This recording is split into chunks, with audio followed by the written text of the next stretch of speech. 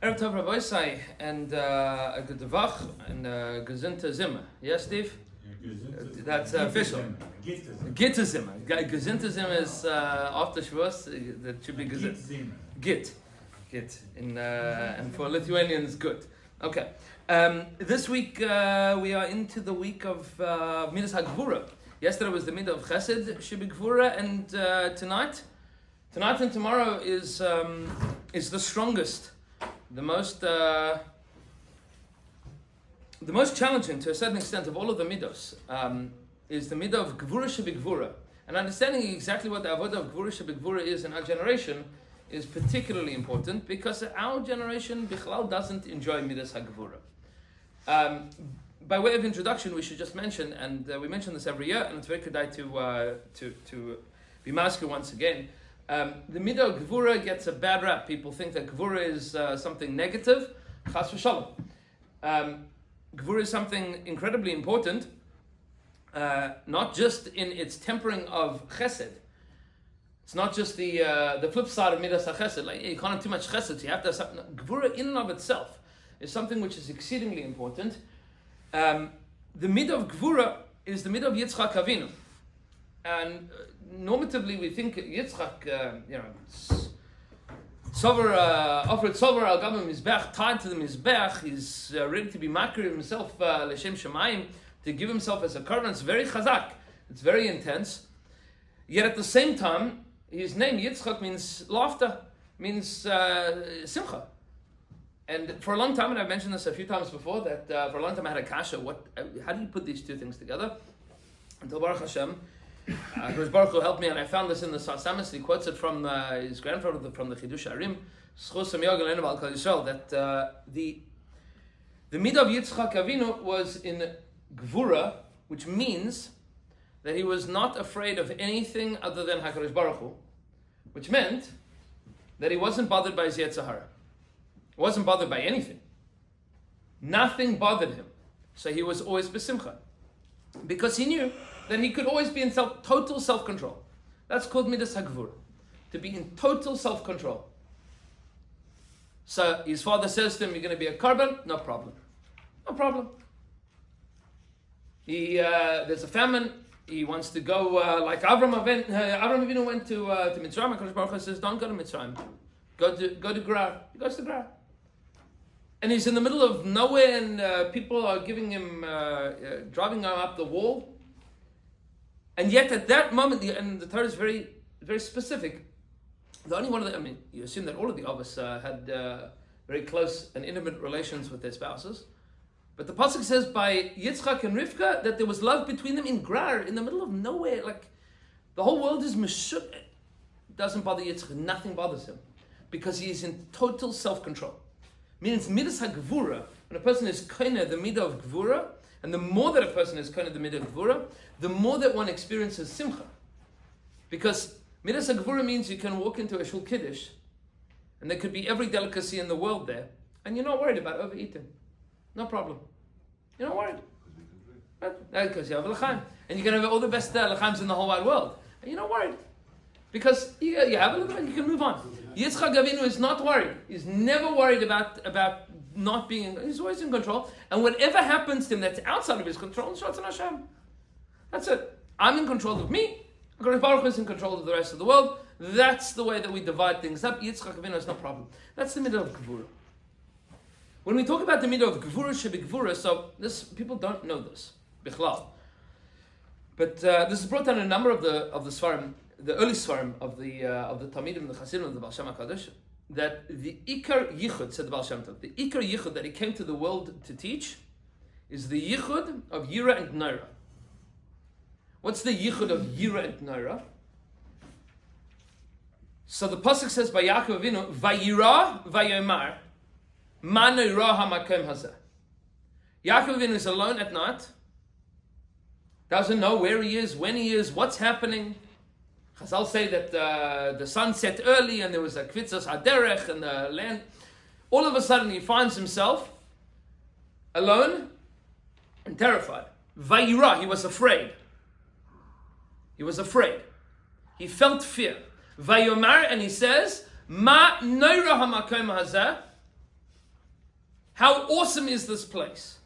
Meaning, Yitzchak Avinu understood whenever he feels afraid. Yaakov Avinu understood. Whenever he feels afraid, whenever he feels yira, is to realize this yira that I feel is HaKadosh Baruch Hu telling me that there is an opportunity to grow in Yira Shamayim. Meaning, if I'm afraid ever of anything at any point in time, that is HaKadosh Baruch Hu telling me that I need to have more Yira Shamayim. Vayira, vayomar, ma noira hamakom hazeh.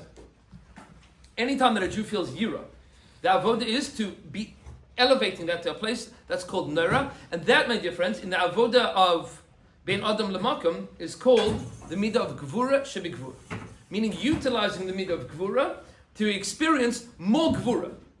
When I understand, whoa, I'm feeling a sense of yira, a sense of fear, that is an opportunity for me to elevate that to Yira Shamayim. That's ben adam lemakom. Ben adam la'atzmai, the middah of gvura shebegvura. So Gvura, of course, is very deeply connected to the avodah of working on ourselves and restraining ourselves, holding ourselves back from caving to our Yetzer Hara. When a person wants to fight the good fight, to try to win, to beat the Yetzer Hara, the avodah is to realize that in order for me to beat my Yetzer Hara, it's kedai for me to think about the fact that there is a God in this world, and that he doesn't want me to do this. Meaning, there's a lot of reasons for a person to do things and not to do things. The avodah of Gvura Shebegvura is to say, I want to do this, but I'm not going to do this. Why not? Because I want to have Yira Shamayim. Because I want to be a person that recognizes, that realizes, that experiences HaKadosh Baruch Hu in my life. Because I want to be a different person, not because I want to be a tzaddik. Not because I want people to go, ooh, look at that guy. Look at that self-control. No, because there's a God in this world and he wants me to be a refined individual.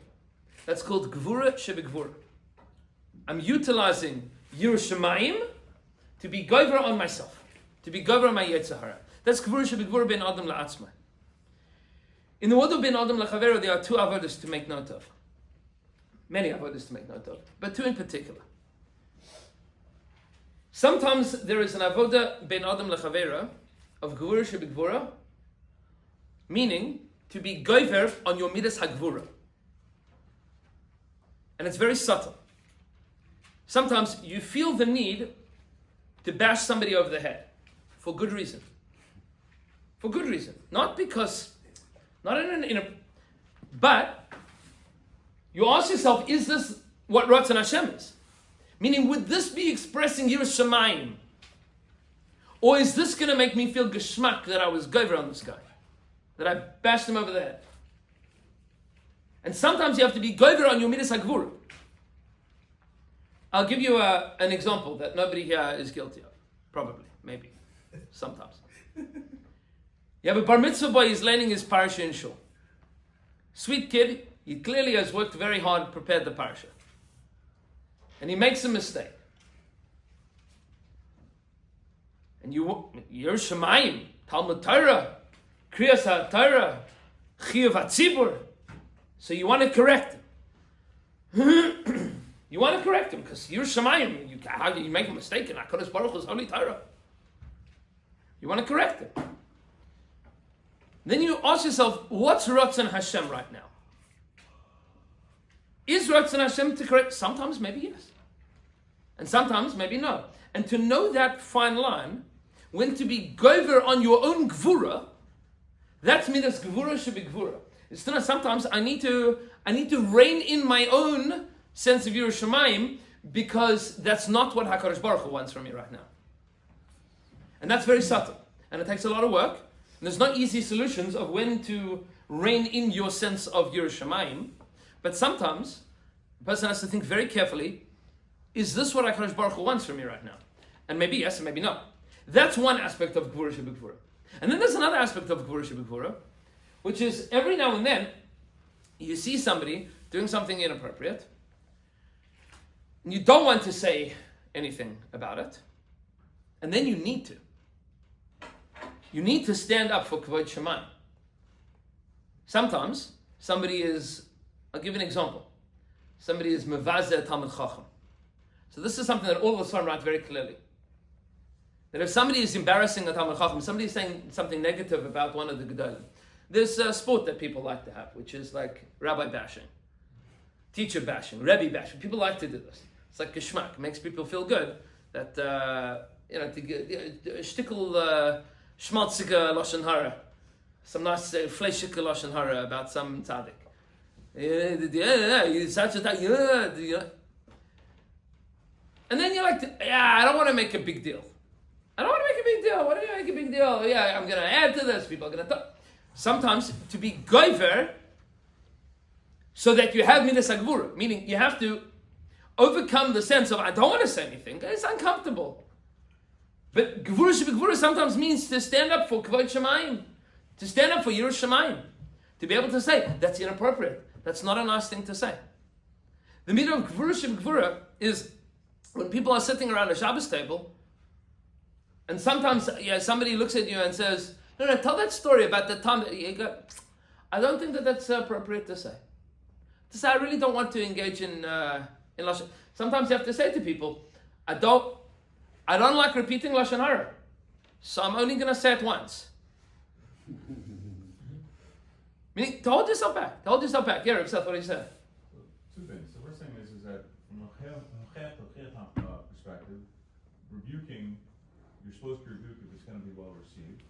If it's not going to be well received, you're equally not supposed to rebuke someone. Okay, so when you're dealing with a case of Lashon Hara, let's say, I'm sure none of us ever have this, but our wives are talking and they're deciding to tell us something very juicy, and you say to them, "Listen, I just don't want to hear it," and you get zest for it. I mean, this is I would say a difficult scenario. Very difficult, and you have to be very careful about it. You have to be very careful. Let's leave me the second question. So let's say exactly the same scenario you mentioned with the kid who's landing, but now you have a scenario where someone did something which is extremely embarrassing to you. Now, if you say something to them, you're going to get a geshmak because you were very badly hurt. But at the same time, if they don't correct their action, they don't do tikkun, then they're going to get zest by Hashem for not doing tikkun because they embarrassed you, let's say in a public forum. That's much worse. So how do you blend the two? There's always challenges. In the example of Hochech Techiach, it's important to point out that it's true. You can only give Musar to somebody if they're going to be Makabel the Musar. That's true.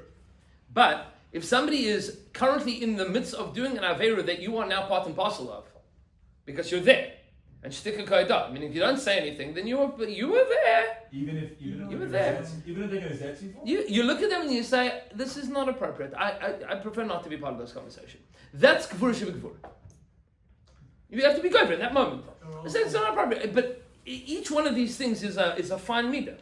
You have to figure out exactly. That's why there's a Chesed Shebegvura and a Gvura Shebegvura, a Tiferes Shebegvura.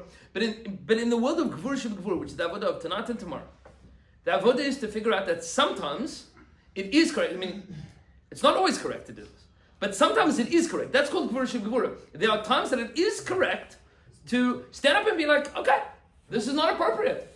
It's kedai, even if you're not going to listen to me, because it's inappropriate for me to be in a place where people are speaking like that about a Talmid Chacham and me not say anything. Would it be better for you just to walk away? Maybe. If you know they're not. Maybe. Again, in each situation is different. But Gvura Shebegvura means that there are times that it is correct to do that. Right? That's definitely. It's to understand that there are times that it is correct to do that, and then have to figure out when is correct. That's Gvura Shebegvura, is to know that there are times that it is correct to do that. Not always. There are many midas in Sefira Somer, right? There's another 48 to talk about.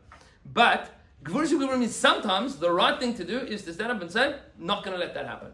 To be continued.